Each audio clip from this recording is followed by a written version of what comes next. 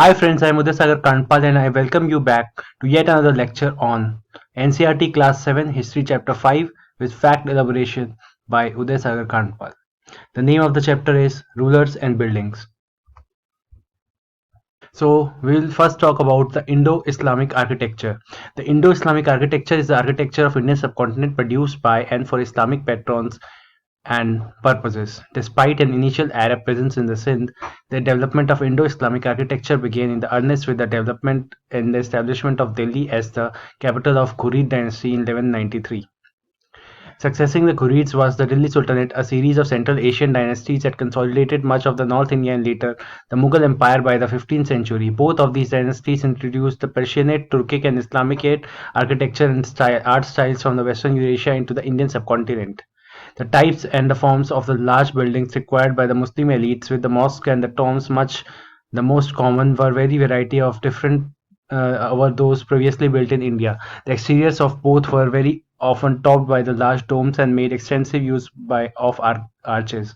Both of these features were hardly used in the Hindu temple architecture and other indigenous Indian styles. Both types of buildings essentially consist of a single large space under a high dome and completely avoid the figurative sculpture so important to Hindu temple architecture. Islamic findings initially adapted the skills of a workforce trained in the earlier Indian traditions to their own designs. Unlike the most of the Islamic world, where the brick tended to predominate, India had highly skilled laborers, builders, well used to the producing of stone masonry of extremely high quality. Alongside the architecture, developed in Delhi and prominent centers of Mughal culture such as Agra, Lahore, Allahabad. A variety of regional styles developed in the regional kingdoms like the Bengal, Gujarat, Deccan, Jaunpur, and Kashmir sultanates. By the Mughal period, generally agreed to represent the peak of the style, aspects of the Islamic style began to influence the architecture made for Hindus, with even temples using the scalloped arches and the later domes. This was especially the case in palace architecture. So the earlier temple did not have arches, but with coming of advent of Islam in India, so made extensive use of arches. This is the main point, and topped by a large dome. Mosques were built and with masonry, not only from the world but majorly from India. Delhi Sultanate architecture. The best preserved example of a mosque from the days of infancy of Islam is South Asia is a ruined mosque at Banpur in Sindh, Pakistan from the year 727, from which the only plan can be deduced. The start of the Delhi Sultanate in 1206 under the Qutbuddin Aibak introduced a large Islamic state to India using the Central Asian styles. The important Qutub complex in Delhi was begun under Muhammad of Ghor by 1199 and continued under Qutbuddin Aibak and later sultans. Like other Islamic buildings, early Islamic buildings, it used the elements such as the columns from destroyed Hindu and the Jain temples, including one of the same site whose platform was reused. The style was Iranian, but the arches were still corbelled in the traditional Indian way. In general, minarets were slow to be used in India and are often detached from the main mosque where they exist. At Ajmer, the small screen arches are tentatively cast for the first time in India. The Alai Darwaja gatehouse of the Qutub complex from 1311 still shows a cautious approach to the new technology, with very thick walls and shallow dome, only visible from certain distance or height, both contrasting the colors of masonry with red sandstone and white marble, introduced what was to become the common feature of Indo-Islamic architecture, substituting for the polychrome tiles used in Persia and Central Asia. By Tughlaq time, Islamic architecture in India had adopted some feature of earlier Indian architecture, such as the use of high plinth and other moldings along its edges, as well as the columns and brackets of the hypostyle halls. So pre-Mughal regional architecture, the Deccan Sultanate, the main mosque 1367 in the large Gulbarg fort or a citadel is unusual in having no courtyard. There are a total of 75 domes, all small and shallow and small except for a large one above the mihrab and four lesser ones at the corners. The large interior has a central hypostyle space and wide aisles with transverse arches springing from unusually low down. This distinctive feature is found in the Bhavanid buildings and probably reflects the Iranian influence, which is seen in the other features such as the four Ivan plan and glazed tiles, some actually imported from Iran, used elsewhere. The architect of the mosque is said to have been Persian. Some other Brahmani royal tombs are double with two units of usual rectangle with dome from combined one of the rulers and the other of his family, and at the half dome bar seven domes group of royal tombs outside Gulbarg. The Mahmud Gawan Madrasa, began 1460, is a large ruined madrasa of wholly Iranian design in Bidar, founded by a chief minister with the parts decorated in glazed tiles imported by sea from Iran. Outside the city, the Ashtu tombs are a group of 8 large domed royal tombs. These have domes which are slightly pulled at the base, predating the onion domes of the Mughal architecture. The Bengal Sultanate. The Bengal Sultanate 1352 to 1576 normally used brick as a primary construction material for large buildings, as pre-Islamic buildings had done. Stones had to be imported to most of Bengal, whereas clay for bricks is plentiful, but stone was used for the columns and prominent details, usually reused from the Hindu or the Buddhist temples. The early 15th century Ekalakhi mausoleum at Pandua Malda or Adina is often taken to be the earliest surviving square single-domed Islamist building in Bengal, the standard form of the smaller mosque and mausoleums. But there is a small mosque at Mulla Sima, Hooghly Art District that is possibly from 1375 early than the mausoleum. The Ek Lakhi mausoleum is large and has several features that were to become the common in Bengal style, including a slightly curved cornices, large round decorative buttresses at the corners, and decoration in the carved terracotta brick. These features are also seen in the Choto Sona Mosque around 1500, which is a stone unusually for Bengal, but the shades and the styles and mixes domes and curvy paddy roof based on the village house roofs made of vegetable thatch. The Gujarat Sultanate. Under the Gujarat Sultanate, independent between 1407 and 1543, Gujarat was a prosperous regional sultanate under the rule of Muzaffarid dynasty, who built lavishly, particularly in the capital of Ahmedabad. The Sultanate commissioned mosques such as Jami Masjid of Ahmedabad, the Jama Masjid of the Champaner, the Jami Masjid of the Kambat, the Kutubuddin Mosque, the Rani Rupmati Mosque, and the Sarkhes Roza, the Sidi Bashir Mosque, the Kewad Mosque, the Sidi Saeed Mosque, the Nagina Mosque, and the Patharwali Masjid, as well as structures such as the Teen Darwaja Bhadra Fort and the Dada Harir Stepwell in Ahmedabad. In the 15th century, the Gujarat style is especially notable for its inventive and elegant use of minarets. These are often in pairs flanking the main entrance, mostly rather thin and with elaborate carving at least on their lower levels. Some designs push out balconies at the intervals of the shaft. The most extreme version of this was the lost upper parts of the so-called shaking minarets at the Jama Mosque, Ahmedabad, Kashmir. By 1339, Shamsuddin Shah Mir of the Shahamir dynasty established a sultanate encompassing the region of Kashmir, consisting of modern-day Gilgit-Baltistan, Azad Kashmir, Jammu Kashmir, Ladakh, and Aksai Chin, allowing for the gradual Islamization of the region and the hybridization of Persianate culture and the architecture with indigenous Buddhist styles of Kashmir. In the capital of Srinagar, in modern Indian-administered Kashmir, Sikandar Shah Mir constructed the Jama Masjid, a large wooden congregational mosque that incorporates the element of Buddhist pagoda structure, as well as the wooden Khanka or a Maula mosque. Also in Srinagar are the Ali Masjid and the tomb of Zainul Abdin.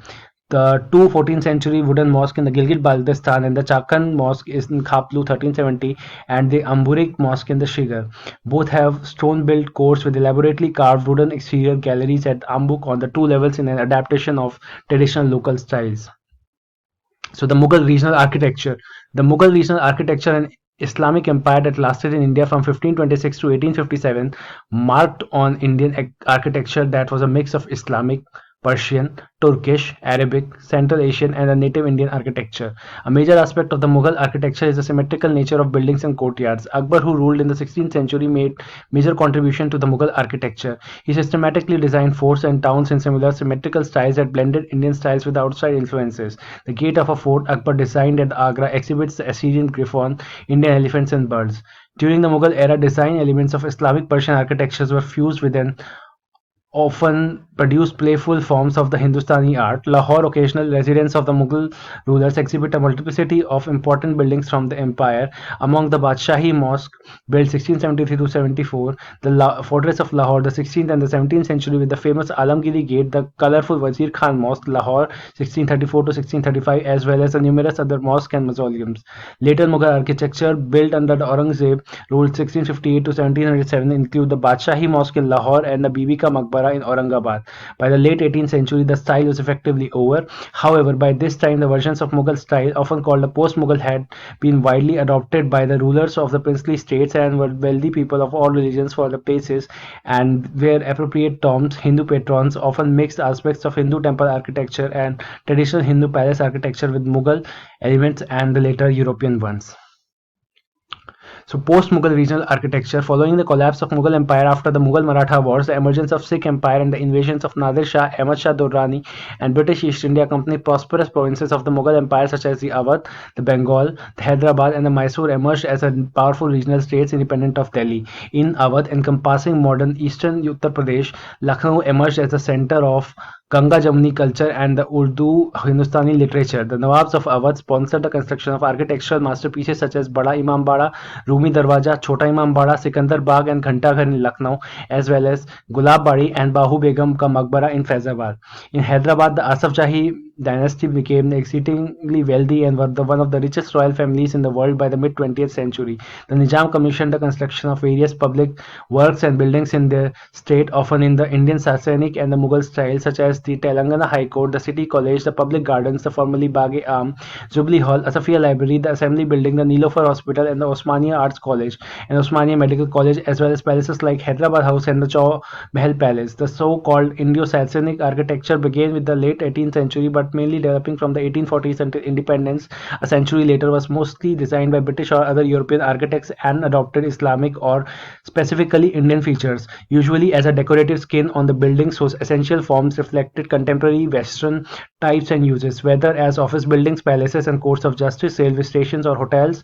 The style, which is variable, thus became the one of a number of revival architecture styles that were available to the Victorian architect. The usual type of Indian architecture borrowed from was a Mughal architecture or its Rajput palace version. The Ganga Jamuni Tehzeeb. The Ganga Jamuni Tehzeeb, Hindustani for the Ganges Yamuna culture, also spread as the Ganga Jamuni Tehzeeb, is the culture of central part of the northern India, especially the Doab region of Ganges, the Ganga, and Yamuna River, that is the syncretic fusion of Hindu cultural elements with the Muslim religious elements. Ganga Jamni Tehzeeb compares the Hindu-Muslim harmony and friendship to the holy confluence of the India's major rivers, the Ganga and the Yamuna. It assumes the peaceful merging of the Hindu and Muslim culture and the lifestyle in Banaras as expressed in their friendships, joint festivities and the interdependence as such as the Ganga Jamni Tehzeeb reminds the people of incomparable unison that they share across the religious communities, thus in turn sets a parameter for the people to uphold the religious peace. The metaphor is especially popular in the intellectual discourse as it coincided well with the Nehruvian rhetoric of a composite culture. Ganga Jamni Tehzeeb, a poetic Avdi phrase for a distinctive and a syncretic Hindu-Muslim culture, is reflected in the few spiritual connotations, forms, symbols, aesthetics, crafts and weaves. For example, Kashmiri Muslim carpet makers features the Durga in their pattern. Muslim sculptures make idols of Durga and Hindu craftsmen create the Muharram Tazia. What the kings built actually. Between the 8th and the 18th century, kings and the officials built two kinds of structures. The first were the forts, palaces, garden residences and tombs, safe and protected and grandiose places over the rest of the world, and the next. The second were the structures made of public activity, including the temples, mosques, wells, caravanserais and bazaars. Kings were expected to care for their subjects, and by making structures for their use and comfort, rulers hoped to win their praise. Construction activities were also carried out by the others, including merchants. They built temples, mosques, and wells. Engineering skills and the construction. Between 7th and 17th century, the architects started building more rooms, doors, and windows to the buildings. Roofs, doors, and windows were still made by placing horizontal beam across two vertical columns, a style of architecture called the tabiat or corbelled architecture. Between the 8th and the 18th century, the tabiat style was used in construction of temples, mosques, and tombs, and buildings attached to the large stepped walls, baulis. Large stepped wells called baulis. Two technological stylistic developments are known for the 12th century. The weight of the superstructure above the doors are windows are carried out by arches. This architecture is known as arcuate. Limestone cement were increasingly used in the construction. This was very high quality cement which when mixed with stone produced high quality content with stone chips hardened into concrete. So we have studied about two architecture styles. One is the architectural style called as tabiat or corbelled style, and the second is the architecture form called arcuate style. Now, the temple construction in the early 11th century, the Kandariya Mahadev temple. The Kandariya Mahadev temple, meaning the great god of cave, is the largest and the most ornate Hindu temple in the medieval group found by at Khajuraho in Madhya Pradesh, India. It is considered as one of the best temples preserved from the medieval period in India. The Kandariya Mahadev temple was built during the reign of Vidyadhar 1003 to 1035 CE. Khajuraho was once the capital of Chandel dynasty. The Kandariya Mahadev temple, one of the best examples of the temples preserved from the medieval period in India, is the largest of the western group of temples in the Khajuraho complex, which was built by Chandel rulers. Shiva is the chief deity in the temple, deified in the Sanctum Sanctorum. The Kandariya Mahadev temple's 31 meters height is the western complex, which is largest among the three groups of the Khajuraho complex of temples. This western group of temples, consisting of the Kandariya, Matangeshwar and the Vishwanath temple, is compared to the cosmic design of a hexagon, a yantra or a cosmogram representing the three forms of Shiva. The temple architecture is an assemblage of porches and towers which terminates in the shikhar or spire, a feature which was common for the 10th century onwards in the temple of central India. The temple is founded on a massive plinth of 4 meters 13 feet height. The temple structure above the plinth is dexterously planned and pleasingly detailed. The superstructure is built in a steep mountain shape or form symbolic of Mount Meru, which is said to have the mythical source of creation of the world. The superstructure also has richly decorated roofs which rise in a grand form terminating in the shikhar, which has 84 miniature spires. The temple is a layout of 6 square kilometers, of which 22 are extant, including the Kandariya Mahadev temple. The temple is characteristically built over the plan of 31 meters 102 feet in length and 20 meters at 66 feet in width, and with the main tower soaring to a height of 31 meters, and is called as the largest and the grandest temple of Khajuraho.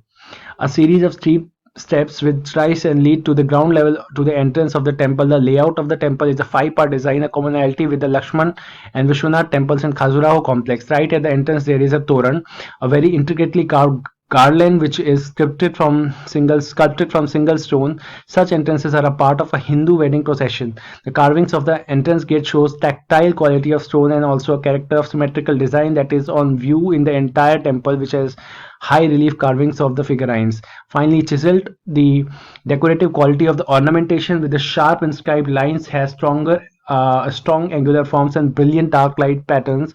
The carvings are of circles undulating, giving off spirals or sprays of geometric patterns, masks of lion and other uniformly designs, which has created a pleasant picture that is unique to his temple among all the complexes. In the interior space from the entrance there are three mandap or halls which successfully rise in the height and width, which is inclusive of a small chamber dedicated to Shiva, a chamber where the Shivling, the phallic emblem of Shiva, is deified. The Sanctum Sanctorum is surrounded by the interlinked passages which also have side and front balconies. Due to inadequate natural light in the balconies, the sanctum has a very little light, thus creating a cave-like atmosphere, which is a total contrast to the extreme parts of the temple. The huge pillars of the halls have architectural features of the vine or scroll motif. In the corners of the halls, there are insets which are carved from the surface with incised patterns. The exterior surfaces of the temples are entirely covered with sculptures in the three vertical layer. Here there are horizontal ribbons carved with images which shine bright in the sunlight, providing rhythmic architectural features. Among the images of gods and heavenly beings, Agni, the god of fire, is prominent. Second temple is the Brihadeshwar or the Rajrajeshwaram temple. The Brihadeshwara temple or the Rajrajeshwaram Perudayar Kovil is a Hindu temple dedicated to Shiva, located in the south bank of the Kaveri river of the Thanjavur, Tamil Nadu, India. It is one of the largest South Indian temples and exemplary example of a fully realized Dravidian architecture. It is called the Dakshin Meru, the Meru of South. Built by Tamil king Raja Raja Chola between 1003 and 1010 AD, the temple is a part of UNESCO World Heritage Site known as the Great Living Chola Temples, along with the Chola dynasty era, the Gangaikonda Cholapuram temple and Eravateshwar temple that are about 70 kilometers 43 miles and 40 kilometers 25 miles to its northeast respectively. Built out of granite, the Viman Tower above the sanctum is one of the tallest in South India, but it was in all likelihood at one of the tallest structures in the world at the time of its construction. It is also famed for the quality of its sculpture as well as being location that commissioned the brass Nataraj. Shiva is the lord of dance. In the 11th century, the complex includes the shrines and Nandi, Parvati, Kartikeya, Ganesh, Sabhapati, Dakshinamurti, Chandeshwar, Varahi and others. The temple is one of the most visited tourist attractions in Tamil Nadu. The Brihadeshwar temple plan for and development utilizes the axial and symmetrical geometry rules. It is classified as Koil, also called the Mother Koil, a big temple built on higher platform on a natural or a man-made mounds. The temple complex is a rectangle that is almost two stacked squares covering 240.79 meters east to the west and 121.92 meter north to the south. In this space, there are five main sanctions: the sanctum with the lower superstructure, the Sri Viman, the Nandi Hall in north, the Nandi Mandapam, and in between these main community hall, the Mukh Mandapam, the Great Gathering Hall, the Mahamandapam, and the pavilion that connects the Great Hall with the sanctum, that is the Ardha Mandapam. The sanctum is at the center of the western square. It is surrounded by massive walls that are divided into the levels by sharply cut sculptures and pilasters, providing deep bays and recesses. Each side of the sanctuary has a bay with iconography. The interior of the sanctum sanctorum hosts an image of the primary deity. Shiva is the form of huge stone ling. It is called Karuvarai, a Tamil word that means womb chamber. This space is called as Garbhagriha in the other parts of India. Only priests are allowed to enter the innermost chamber. In Dravid style, the sanctum takes the form of a miniature Viman. It has the inner wall together with the outer wall, creating a path around the sanctum for the circumambulation called as Pradakshina, and the entrance is highly decorated. The inside chamber is the sanctum sanctorum, which houses the Brihad Ling. The main Viman Shikhar is a massive 16-story tower, of which 13 are tapering squares. It dominates the main quadrangle. It sits over a 30.18 meters, that is about 99 feet sided square. The two mandapa, namely the Mahamandap and the Mukh Mandap, are a square plan structure actually aligned between the sanctum and the Nandi Mandap.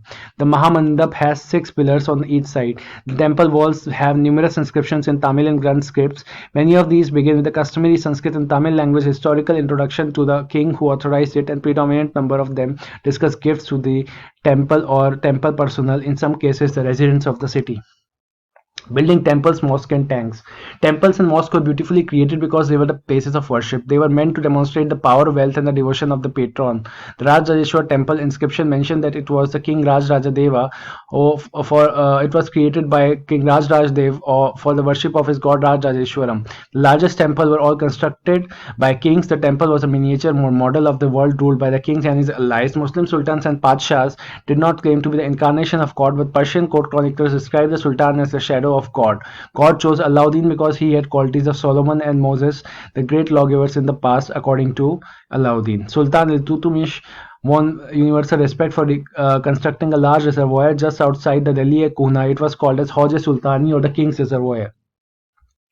Why were temples targeted? Because the kings built temples to demonstrate their devotion to God and their power and wealth. It's not surprising that they attacked one another's kingdoms and often targeted these buildings. In the early 9th century, when the Pandyan Srimahar Srivallabh invaded Sri Lanka and defeated the king Sen 831 to 851, the Buddhist monk and the chronicler Dhammakoti noted that he removed all the valuables. The statue of the Buddha made entirely of gold in the jewel place, and the gold images in the various monasteries, all of these he seized. The blow to the pride of the Sinhalese ruler had to be avenged, and the next Sinhalese ruler, Sen II, ordered his generals to invade Madurai, the capital of Pandyas. The Buddhist chroniclers noted that the expedition made a special effort to find and restore the gold statue of Buddha. Similarly, the early 11th century, when the Chola king Rajendra I built a Shiva temple in his capital, he filled it with the prize statues seized from the defeated rulers. An incomplete list of included a sun pedestal from Chalukyas, a Ganesh statue, and several statues of Durga, a Nandi statue from the eastern Chalukyas, and an image of Bhairav, a form of Shiva, and Bhairavi from the Kalingas of Odisha, and the Kali statue from the Palas of Bengal. Sultan Mahmud of Ghazni was contemporary of Rajendra I. During his campaigns in the subcontinent, he also attacked the temples of defeated kings and looted their wealth and idols. Sultan Mahmud was not a very important ruler at that time, but by destroying temples, especially the one at Somnath, he tried to win the credit as a great hero of Islam. In the political culture of the Middle Ages, most rulers displayed the political might and military success by attacking and looting the places of worship of the defeated rulers. The garden tombs and the forts.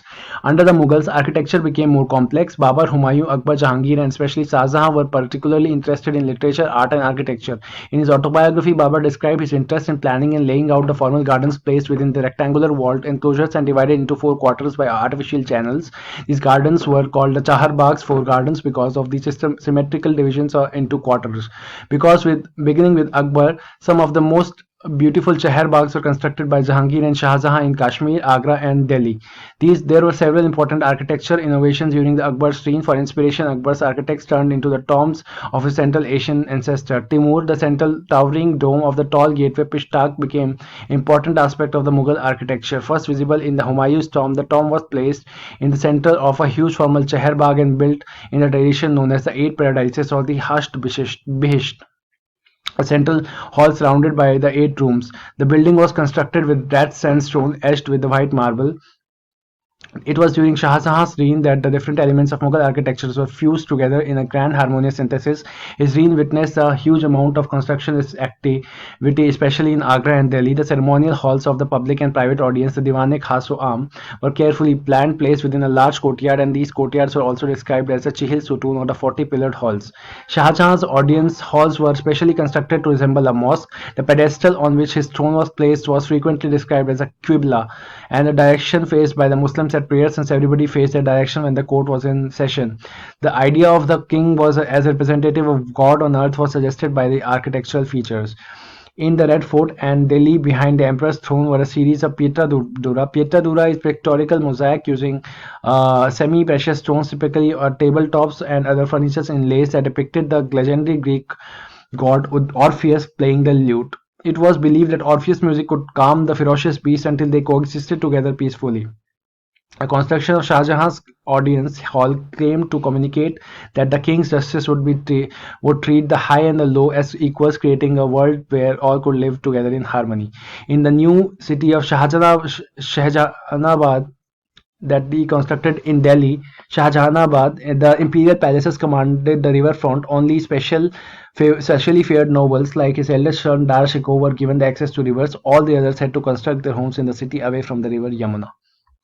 The regions and empire, idea sharing. In Vijayanagar, the elephant stables of the rulers were strongly influenced by the style of architecture found in the adjoining sultanates of the Bijapur and Golconda. In Vrindavan near Mathura, the temples were constructed in architectural style that were very similar to that of the Fatehpur Sikri. In Bengal, the rulers had developed a roof that was designed to resemble a thatched hut. In Fatehpur Sikri, many of the buildings show the influence of his architectural styles in Gujarat and Malwa.